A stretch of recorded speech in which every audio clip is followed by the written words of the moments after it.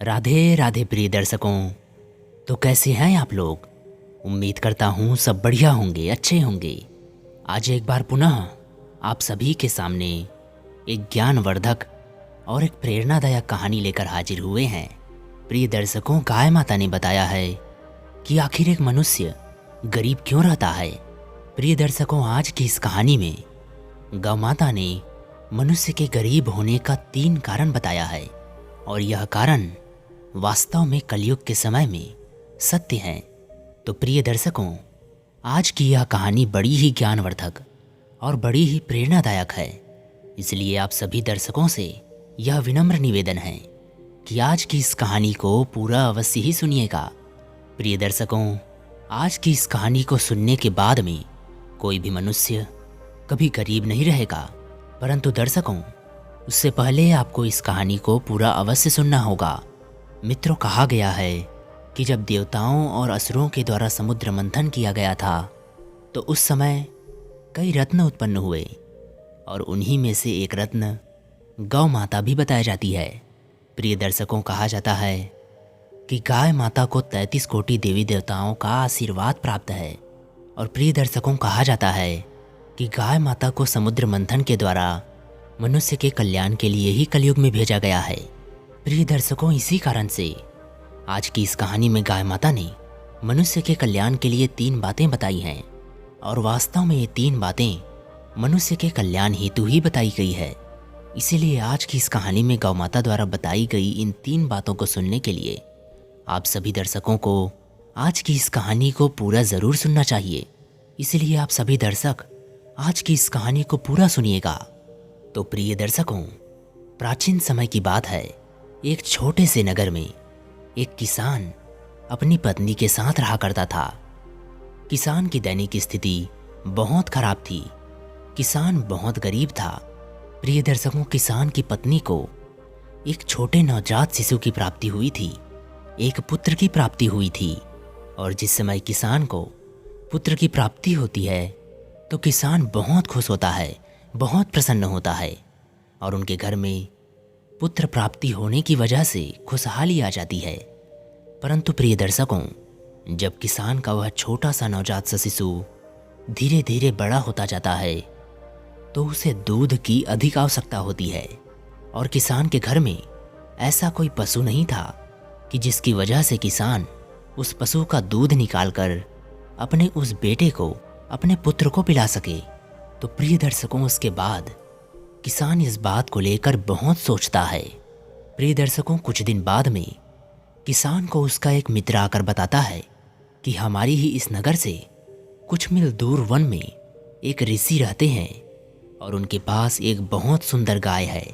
अगर आप उस गाय को उस ऋषि से मांग कर, उस साधु से मांग कर ले आते हैं तो आप अपने पुत्र को दूध पिला सकते हैं। प्रिय दर्शकों, जैसे ही उस किसान का मित्र किसान से कहता है, दूसरे दिन सुबह ही अपने घर से उस नगर से मीलों दूर उस वन की ओर जाने लगता है और चलते चलते उसे शाम हो जाती है। मगर वह किसान उस ऋषि के पास पहुंच जाता है और ऋषि मुनि के पास जाकर वह किसान उन्हें प्रणाम करता है।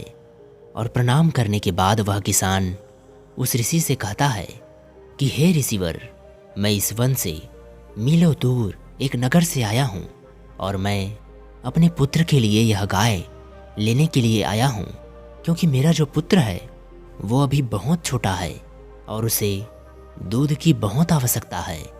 इसीलिए मैं आपके पास इस गाय को लेने के लिए आया हूँ और मैं आपसे यह निवेदन करता हूँ कि कृपा करके आप मुझे इस गाय को दे दीजिए, जिससे मैं इस गाय को अपने घर ले जाकर अपने पुत्र की दूध की भूख को शांत कर सकूं। प्रिय दर्शकों, उसके बाद में वह किसान उस ऋषि से कहता है कि हे ऋषि महाराज, आप जो भी चाहोगे, जितनी भी चाहोगे उतनी मुद्रा मैं आपको देने के लिए तैयार हूँ, परंतु इस गाय को मुझे आप दे दीजिए। प्रिय दर्शकों, उसके बाद में वह ऋषि उस किसान की बात को सुनकर हंसने लगते हैं और कहते हैं कि प्रिय बालक, खैर अगर तुम्हारे पुत्र की दूध की भूख है तो तुम अपने पुत्र के लिए इस गाय को निःशुल्क ले जा सकते हो और मैं तुम्हें इस गाय को देने के एक भी पैसा नहीं लूँगा। क्योंकि मैं एक ऋषि हूँ और ऋषि को और साधु को और वनवास काटने वाले इंसान को धन की कोई आवश्यकता नहीं होती है। इसीलिए तुम इस गाय को निःशुल्क ही ले जा सकते हो, परंतु इस गाय को ले जाने से पहले मेरी कुछ शर्तें हैं। यदि तुम उन शर्तों को मान गए तो तुम इस गाय को ले जा सकते हो। तो प्रिय दर्शकों, उसके बाद में वह ऋषि उस किसान से कहने लगते हैं कि हे किसान, कहते हैं कि जिस घर में गाय माता जाती है उस घर में हमेशा सुख और समृद्धि और लक्ष्मी और वैभव गाय के पीछे पीछे चली जाती है, क्योंकि गाय को 33 कोटि देवी देवताओं का आशीर्वाद प्राप्त है। और इसी ही कारणवश जिस घर में यह गाय माता जाती है उस घर में सुख और समृद्धि साथ ही जाती है। इसीलिए तुम हमेशा इस गाय को इसके भूख के उपरांत भोजन, चारा और पानी और इसके रहने और बैठने की व्यवस्था समय समय पर और साफ सुथरी रखना। दर्शकों, उसके बाद में वह ऋषि उस किसान से कहते हैं कि हे किसान, ये भी कहा जाता है कि जिस घर में गाय माता जाती है उस घर में कभी भी धन की कमी नहीं होती है, क्योंकि जिस घर में गाय माता जाती है उस घर में गाय के पीछे पीछे रिद्धि सिद्धि की दाता और भाग्य का विधाता जाता है, यानी कि स्वयं माता लक्ष्मी के मानस पुत्र भगवान श्री गणेश जी भी जाते हैं। इसीलिए तुम इस गाय को रोज सुबह होते ही एक रोटी अवश्य खिलाया करना। अगर तुम इस गाय को रोज सुबह उठते ही एक रोटी खिला दोगे तो उससे भगवान श्री गणेश तुमसे खुश हो जाएंगे, जिससे तुम्हारे घर में कभी भी धन की कमी नहीं होगी और तुम्हारा दुर्भाग्य समाप्त हो जाएगा, जिससे तुम्हें और तुम्हारे घर को सौभाग्य की प्राप्ति होगी। प्रिय दर्शकों, उसके बाद में वह ऋषि उस किसान से कहते हैं कि हे किसान, अगर तुम इस गाय को अपने घर लेकर जा रहे हो तो कभी भी इस गाय का तुम शोषण करने के बाद में इसे छोड़ मत देना। कहीं तुम इस गाय को अपने घर ले जाने के बाद में और इसका फायदा उठाने के बाद में, यानी कि ये जब तक दूध दे और जिस दिन दूध देना बंद कर दे तो उस दिन इसे छोड़ मत देना। अगर तुम ऐसा करते हो तो उसी ही दिन से तुम्हारे बुरे समय की शुरुआत हो जाएगी। प्रिय दर्शकों, यह कहकर वह ऋषि उस किसान को गाय को ले जाने के लिए कहता है और फिर वह किसान अपने पुत्र के लिए उस गाय को लेकर अपने नगर की ओर आने लगता है। वह किसान जैसे ही अपने घर आता है तो वह किसान उस गाय माता को हरा चारा खिलाने लगता है और उसे एक अच्छी और स्वच्छ जगह पर और पानी के स्थान पर बांध देता है। प्रिय दर्शकों, उसके बाद में वह किसान उस गाय की खूब देखभाल करता है और वह गाय माता उस किसान को दूध देने लगती है और वह किसान गौ माता द्वारा दिए गए दूध को अपने बेटे को पिलाकर अपने बेटे की भूख शांत करता है। प्रिय दर्शकों, जिस दिन से वह किसान उस गाय को अपने घर में रखने लगता है और उसकी देखभाल करने लगता है, उस दिन के बाद से ही उस किसान के अच्छे दिन आ जाते हैं और वह किसान देखते ही देखते पूरे गांव में धनवान होने लगता है और पूरे नगर में बहुत ही अच्छा एक घर बना लेता है। दर्शकों, जिस दिन वह किसान अपने किसी कार्य को लेकर अपने घर से बाहर जाता तो वह अपनी पत्नी से इस बात को बोलकर जाता कि गाय माता को किसी भी चीज़ की कमी नहीं होनी चाहिए। दर्शकों, इस तरह वह किसान गाय माता की खूब देखभाल करता और गाय माता उस किसान को अच्छी समृद्धि के रूप में फल देती रही। परंतु प्रिय दर्शकों, एक दिन की बात है कि वह गाय दूध नहीं देती है और जिस दिन वह गाय दूध नहीं देती है तो वह किसान सोचने लगता है कि हो सकता है कि किसी कारणवश आज गाय ने दूध नहीं दिया हो। परंतु प्रिय दर्शकों, जैसे ही दूसरा दिन आता है तो उस दिन भी गाय दूध नहीं देती है और देखते ही देखते गाय बिल्कुल दूध देना बंद कर देती है। दर्शकों, फिर जैसे ही गाय दूध देना बंद कर देती है तो वह किसान धीरे धीरे उस गाय के लिए लगाव कम कर देता है और गाय के पास जाना तक छोड़ देता है और ना ही गाय को सुबह सुबह रोटी खिलाता है, बल्कि स्वयं खाना खा लेता है, परंतु गाय को चारा तक नहीं देता है। प्रिय दर्शकों, उसके बाद में जब गाय माता को समय समय पर भोजन नहीं मिलता है तो गाय माता बहुत ज़्यादा कमज़ोर हो जाती है। और फिर एक दिन वह किसान गाय माता के पास आता है और गाय माता को देखकर बहुत क्रोधित होता है और गाय को अपने स्थान से खोलकर जंगल की ओर ले जाने लगता है और जंगल में ले जाकर छोड़ देता है।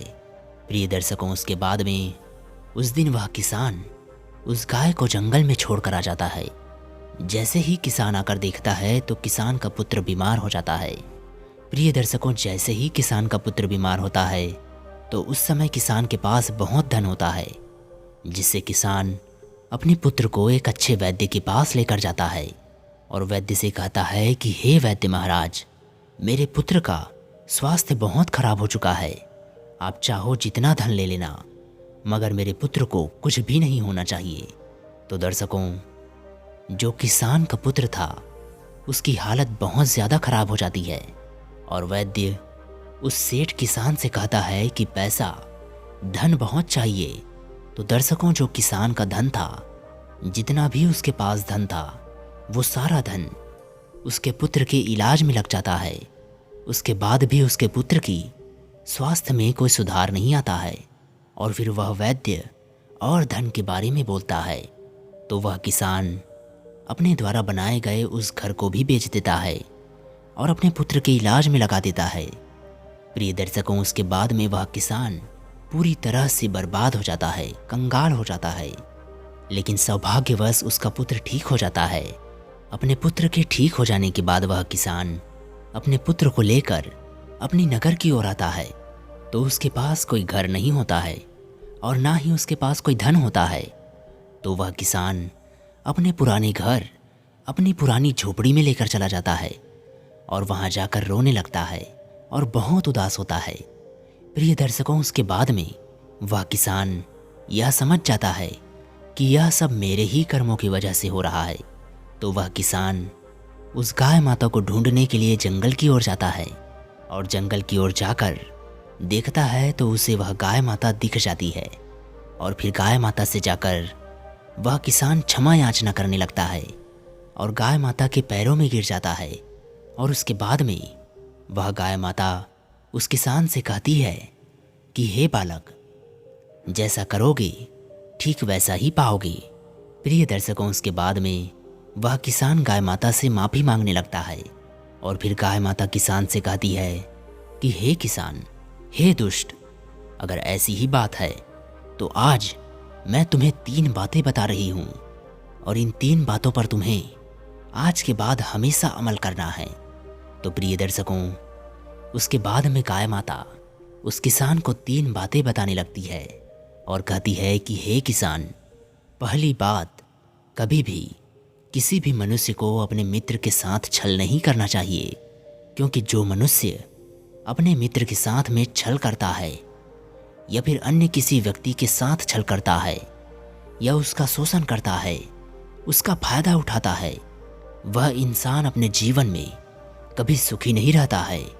क्योंकि जो मनुष्य दूसरे मनुष्य के भाग्य का छीन कर खाता है, वह भोजन उसके पेट में कभी पचता नहीं है। इसलिए कभी भी किसी मनुष्य को किसी के साथ छल और उसका फायदा नहीं उठाना चाहिए। प्रिय दर्शकों, उसके बाद में गौ माता दूसरी बात बताने लगती है कि कभी भी हमें अपने समय पर, अपने धन पर और अपने मन पर अपनी इच्छाओं को खुद पर हावी नहीं होने देना चाहिए। क्योंकि जो मनुष्य अपने समय पर, अपने धन पर और अपने आप पर गर्व करता है, वह मनुष्य हमेशा जीवन में कहीं ना कहीं अवश्य ही ठोकर खाता है। क्योंकि प्रिय दर्शकों, हर मनुष्य का समय एक जैसा नहीं होता है। हमेशा कभी भी देख लेना कि जो पहाड़ों में, जंगलों में जो पत्ता होता है, वह पत्ता कभी पत्थर के नीचे होता है तो कभी वह पत्थर पत्ते के नीचे होता है। ठीक इसी ही प्रकार समय एक ऐसी घड़ी है जो बदलते किसी को समय नहीं लगती। इसीलिए कभी भी किसी मनुष्य को अपने समय पर, अपने धन पर और अपने आप पर गर्व नहीं करना चाहिए। प्रिय दर्शकों, उसके बाद में गाय माता तीसरी बात बताने लगती है और कहती है कि कभी भी किसी भी मनुष्य को अपने घर के मामलों में अन्य लोगों से राय नहीं लेनी चाहिए, क्योंकि प्रिय दर्शकों कहा जाता है कि अगर हमारे घर में लड़ाई झगड़ा हो और अगर हम उस झगड़े के बारे में हमारे पड़ोस के अन्य लोगों से किसी भी चीज़ के बारे में राय ले रहे हैं तो वो लोग हमेशा काम को बिगाड़ने के बारे में ही सोचते हैं। इसलिए कभी भी अपने किसी कार्य के लिए अन्य लोगों से नहीं पूछना चाहिए और साथ ही अपने घर की बातों को अन्य लोगों को नहीं बताना चाहिए। प्रिय दर्शकों, ये 3 बातें गौ माता उस किसान को बता देती है और किसान फिर से उसी ही समय गाय माता को अपने घर की ओर फिर से ले आता है और लाकर वह गाय माता की भरपूर सेवा करता है और गाय माता द्वारा बताई गई उन 3 बातों पर हमेशा अमल करता है। और प्रिय दर्शकों, देखते ही देखते वह किसान फिर से धनी होने लगता है और उसका अच्छा समय आने लगता है। तो प्रिय दर्शकों, आपको आज की यह कहानी कैसे लगी कमेंट बॉक्स में ज़रूर बताइएगा और कहानी पसंद आई हो तो इस वीडियो को लाइक कर दीजिएगा और ऐसे ही ज्ञानवर्धक कहानियाँ रोज़ सुनने के लिए हमारे इस चैनल को सब्सक्राइब ज़रूर कर दीजिएगा। तो चलिए दोस्तों, मिलते हैं आपसे अगली कहानी में। तब तक के लिए अपना ख्याल रखिए और अच्छे कर्म करते रहिए। जय गौ माता।